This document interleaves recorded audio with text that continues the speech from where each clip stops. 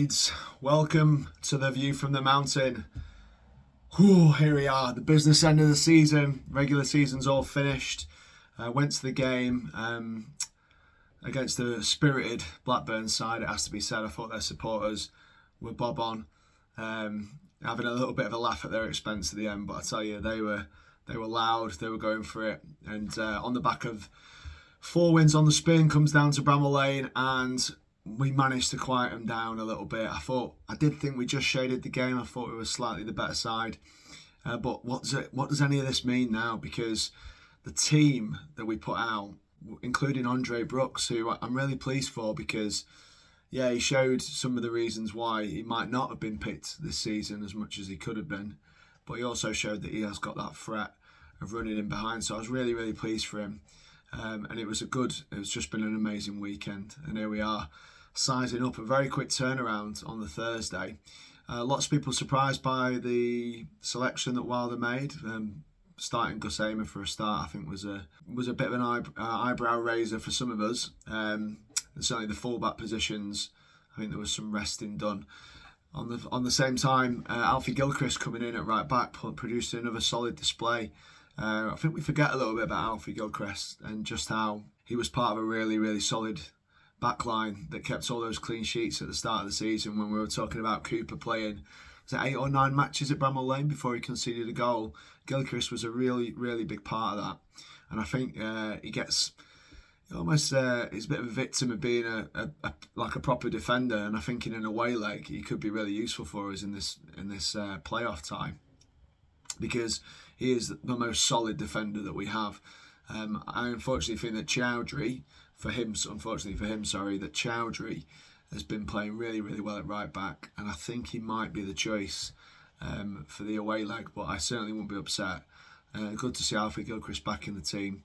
Great to catch up with him on Sunday, a really good lad, and definitely a consideration at right back for us. But yeah, we will see. Let's have a little look at Bristol City and their form coming into this big crunch game. I'd never know how much credence to give the form, and none of the playoff teams, if you look at on paper, look like they've been having a very good run into the end of the season. Now, I don't know whether that's tactical, whether that's we want to rest a lot of our big stars, a lot of the players that we think might play and manage the minutes and not get injured, because ourselves and Sunderland's form is absolutely fallen off a cliff. I do think Bristol have struggled a little bit, mainly because I think they've been playing a lot of their key players most of the season, and when I saw them, particularly against Leeds United, where they were dominated, they looked to shadow the side that came to Bramall Lane. And I know we look at Bristol, and a lot of our fans had a bit of trepidation about drawing them in the next round. And that's mainly because when they came to Bramall Lane, they were really decent.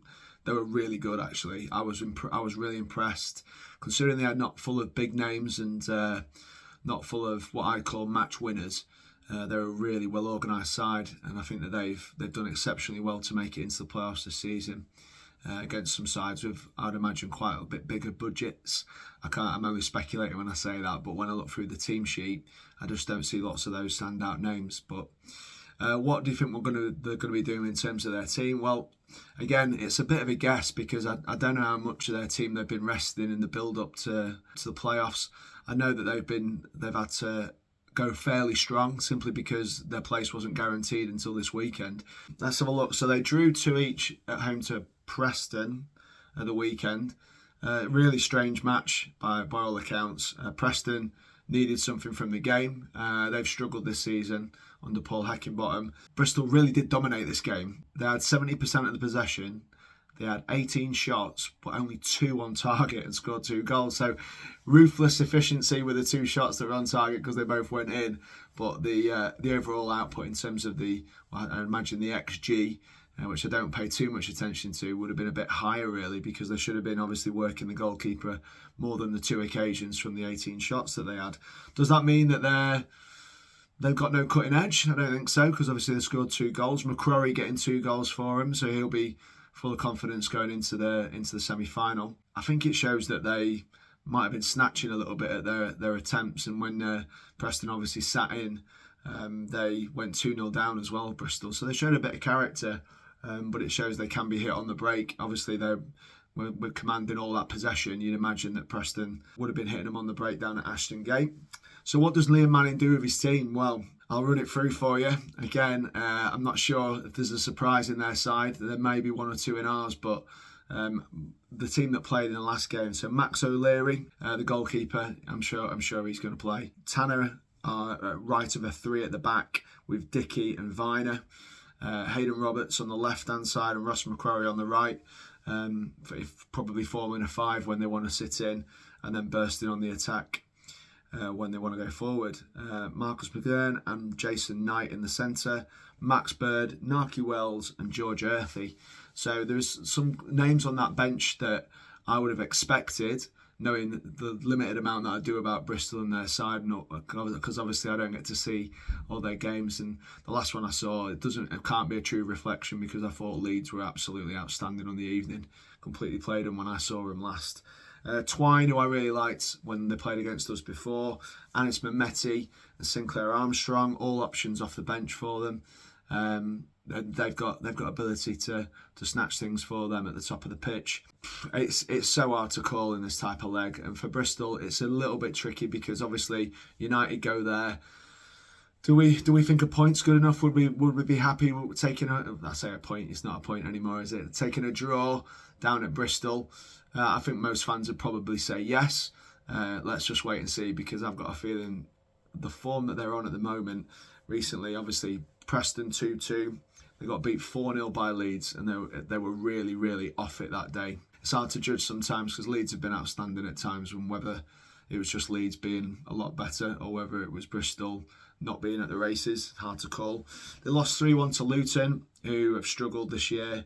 Obviously going for it a little bit, Luton, at the end there, and ultimately finishing in the bottom three and getting relegated. So a really poor season on the back of getting relegated from the Prem, where they actually were the better of the three sides that came down in the Premier League. So it was a real shock for Luton Town this season, but they did turn them over. They did beat Sunderland, who's about the only team in the playoffs that's formed even worse than theirs, to be fair. And it's a mystery what's happened at Sunderland. I don't know whether they're saving their team for the playoffs, but I know that there's not a lot of momentum going into this game for that side. And the last one they drew away at QPR, which is always a bit of a toss a coin game. They can turn teams over at home, QPR, or they can be bang average or poor. They're a real mid-table side, and their performances are fluctuating all the time. So yeah, I mean, for me, United need to go there and try and win. And I know that's a bit cavalier, and some of you might disagree with that. But I think we need to go there to try and win. And I'm going to take you through the United side. So again, the thing I liked about Saturday, the little bit of rotation, with including Gilchrist, including Brooks on that right-hand side, is that it feels like we've got some options. I feel like there's players who've played the way back into contention a little bit, having not featured for some time in Brooks and Gilchrist, are really good options off the bench for us, if that's how we choose to use them. They might even start, for all I know, because Wilder might go there and think Gilchrist could be the starting right back. I'd like to think so. I think it's a good option. He's a very good player. We start with Michael Cooper in goal, who's obviously, I've been waxing lyrical, player of the season. Just a really, really good, really great buy for us, and someone I'm praying we can keep hold of in the summer, whatever happens in these playoffs. So yeah, I also feel a little bit like Hamza Chowdhury, who's probably played his way into that position, having produced some really convincing performances recently. Centre back, I'll stick to my guns a little bit with Rob Holding, because I think he shows a little bit of know-how and experience. That doesn't mean I'm custard pie and Jack Robinson. I think he's got a real big role to play still. I think he may come on and shore things up for us at times during these playoffs. And the quick turnaround, the Thursday, Monday, may mean that he comes on a bit earlier or starts one of the games as well. And honestly, I wouldn't be too upset with it, but my starting team would include Holding and Alama Dodzic. Harrison Burrows coming in at left back for this next game. Had a really good night and a good chat with Harrison Burrows. Very funny guy, actually. Actually had me in stitches most of it. He was a really funny guy, but a good player as well. So yeah, I was conversing with him at the players do I think he's going to be fit and ready to go on Thursday. I'd certainly like to think so. In the centre, revelation this season, Sidney Peck deserves all the accolades that he gets. Obviously recognised by England, a real driving force, keeps us ticking all the time. I think he's getting better and better and more consistent for me. I think he's going to be a key player for us next year, no matter what happens. As long as no one gets the checkbook out, I'll be supporting him all the way next year. With Vinny Souza, who's coming back into that a bit of form for me. I think he's shown that he's using that physicality, that pace and strength. He just looks a yard quicker than a lot of their players when they're trying to run beyond him. And I'm pleased to see it as well, because he's had another one who's had an amazing season. Left-hand side for me, it's got to be Gus Hamer. It will be, I can't imagine anything different for this game. He's been the creative spark, recognised as the player of the season. That's up for debate, but as far as we're concerned, I think a lot of our play comes through him, and nearly all our attacking threat comes from his initiative, be that a cross-in, be that a first-time pass to up the tempo in attacking areas. I love the way he steps in off the left-hand side, and I think with Burrows bombing on, that gives us a nice bit of balance on that left-hand side, so I'm happy with him in there. I think Cal O'Hare, who's been overlooked in recent matches, I think he's played his way in. I think he's got to be there. With our most trusty and trustworthy striker this season in Tyrese Campbell, I think the three of them are the key to us unlocking defences and getting the goals that we need to win this tie. On the right hand side, this is the trickiest position for me. I think it could be one of any of the three, which are our options in Jezrek Saki or Desraki, according to Andy the Blade. I think Brooks has thrown his hat into the ring for that position. I thought that he provided something different in terms of his pace and threat, and he had moments of genius. I think what Jimmy alluded to was he levelled out at a 7. There were moments of 5s, there were moments of 9s, and I think he's just got that little bit of wiry pace. I remember that goal he smashed in on his left foot, coming in off the right hand side. And I'd love to see one of those nestle in the next 2 matches, that's for sure. With regard to Tom Cannon, again, I thought he struggled at the weekend. He's worth persevering with for me. I think he's a player that, if we can get the right kind of service into him, he's still got a role to play. And Kiefer Moore as well. I think that he needs to just get his head up at times and use his teammates, because I think he sometimes just gets his head down and wants to score a wonder goal. And he has got that in the bag. We saw that at Cardiff earlier on in the season. So I think he's got something to prove, I think, in his own head. And I think sometimes we've just got to make sure we're trying to make some good decisions.